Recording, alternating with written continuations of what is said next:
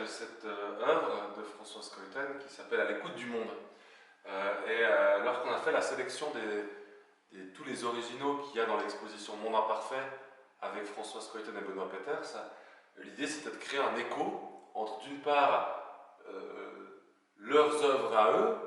celles qui ont été dessinées par François tout au long de ces années, et puis la thématique de l'exposition Monde Imparfait, qui est la thématique utopie-dystopie, c'est-à-dire à la fois les meilleurs des mondes, les mondes idéaux, les utopies, et puis en même temps les mondes, on va dire, dangereux, aliénants, ces mondes qui nous enferment, qui nous oppressent, qu'on appelle les dystopies. Et donc en fait la sélection a été faite pour créer ces échos, c'est pour voir comment dans les œuvres de François Scoïten et Benoît Peeters on allait trouver des échos, des liens, des parallélismes entre une vieille tradition qu'est la tradition de l'utopie qui remonte au XVIe siècle, et puis pour d'autres œuvres, des liens avec la dystopie qui remonte aussi au XVIe siècle, mais dont les manifestations concrètes remontent plutôt au XIXe.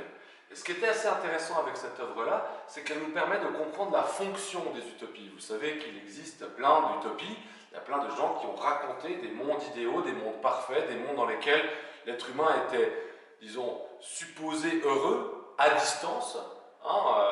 On imagine que la société est parfaite, mais on imagine de loin, on dit « Ah, regardez comment c'est parfait là-bas ». Et certaines personnes, dès la fin du XVIIIe siècle, ont même espéré réaliser ces utopies dans le monde réel. Comme c'était des mondes parfaits, on s'est dit qu'il était possible de transformer la société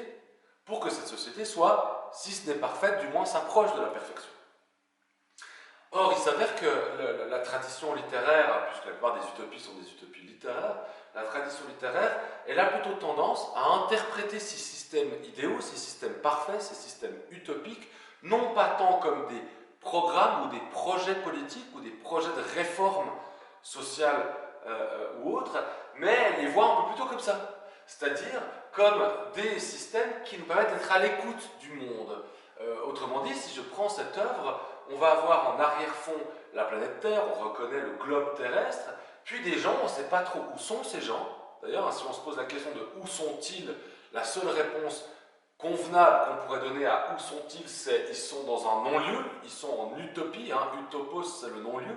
ils ne sont nulle part, on pourrait dire ils sont dans l'imaginaire fictionnel, et depuis ce nulle part, depuis ces bancs, en fait, cette espèce d'auditorium à l'ancienne, ils écoutent avec des appareils qui sont soit des télescopes, soit des sortes de cornets gigantesques, ils écoutent le monde. Et je crois que c'est une des représentations les plus fortes qu'on peut avoir pour comprendre la fonction des utopies, c'est-à-dire de ces récits d'un monde idéal. Non pas de nouveau vouloir le mettre réellement dans la société, le créer dans la société, mais plutôt qu'à travers eux, à travers ces mondes idéaux, on peut être à l'écoute de notre monde à nous. On peut être à l'écoute, par exemple, des défaillances qu'il y a dans notre monde. Si je vois un monde idéal dans lequel le crime a été réglé, et puis que cette criminalité a été réglée parce qu'on a changé la répartition des richesses, par exemple, alors je vais faire un lien entre richesse et criminalité,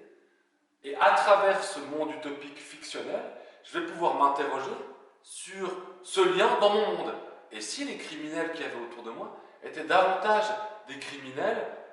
en lien avec une pauvreté extrême ou une répartition des richesses injustes. Et soudainement, le texte utopique devient une manière esthétique et en même temps fictionnelle de réfléchir aux problématiques dans notre monde. Autrement dit, si je lis des utopies, si je lis l'utopie de Thomas More, si je lis les voyages de Gulliver de Swift et d'autres, ce que je vais lire, ce que je vais décrypter en filigrane de ces mondes parfaits, c'est les problématiques de la société réelle. Et je vous invite toutes et tous à découvrir certaines de ces utopies,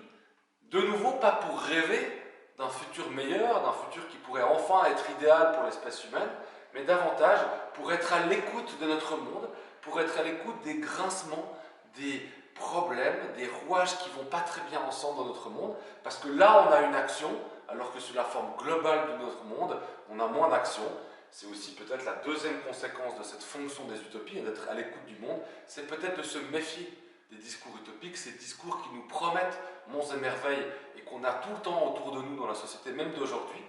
Peut-être qu'on devrait les écouter plus dans leur capacité à pointer des problèmes,